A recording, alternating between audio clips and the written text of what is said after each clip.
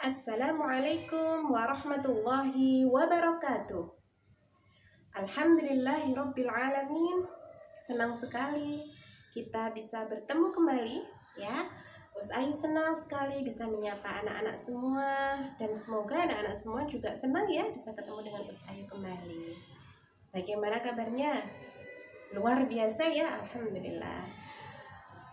Oke, kita bertemu kembali dalam pelajaran IPS. Pekan kemarin kita sudah belajar tentang peta geografis negara Indonesia. Luar biasa, kalian sudah bisa menggambarkan peta atau denah tempat tinggal kalian ya. Kemudian sudah belajar tentang kepadatan penduduk, begitu. Dan pada hari ini Ayu akan menyampaikan materi IPS lagi gitu ya. Ada di buku kalian halaman bukunya masih yang ini ya. Bukunya masih yang ini, halaman 161. Nah, sebelum kita lanjutkan belajar, kita akan bernyanyi terlebih dahulu. Mau? Ya. Nenek moyangku seorang pelaut, gemar mengarung luas samudra, menerjang ombak, tiada takut, menempuh badai, sudah biasa. Angin bertiup, layar terkembang, ombak berdebur di tepi pantai. Pemuda berani maju sekarang ke laut kita beramai-ramai. Yeay. Nanti bisa diulang sendiri ya menyanyinya.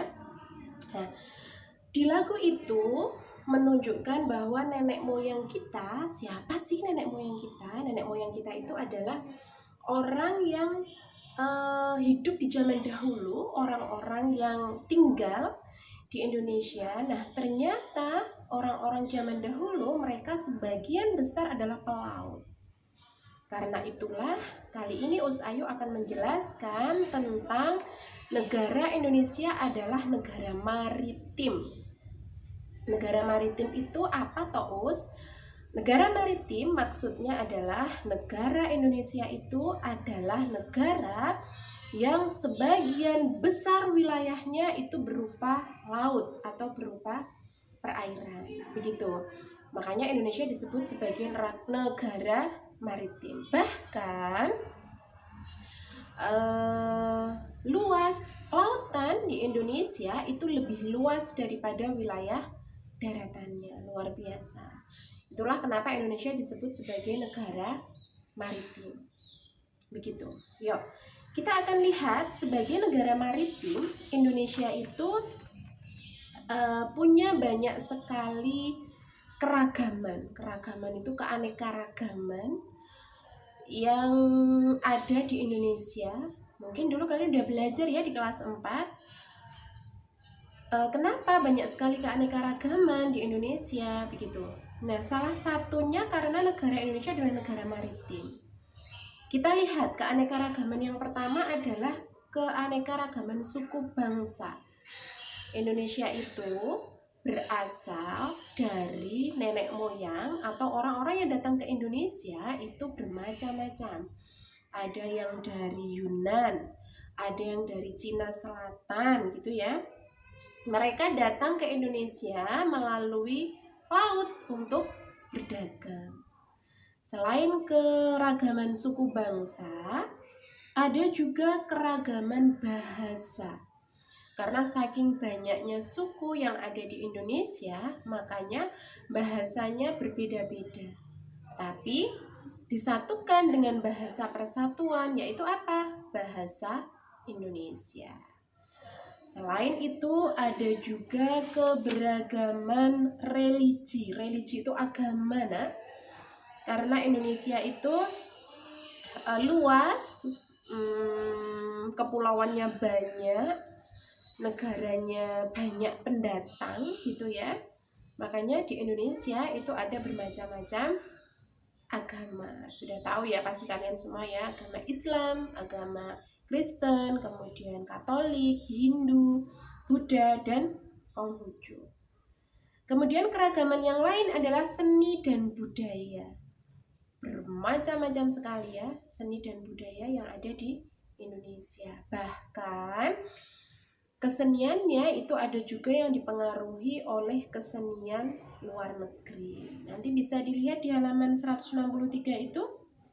Kalian akan bisa tahu mana kesenian yang asli Indonesia dan mana yang sudah terpengaruh sama kesenian dari luar, gitu ya.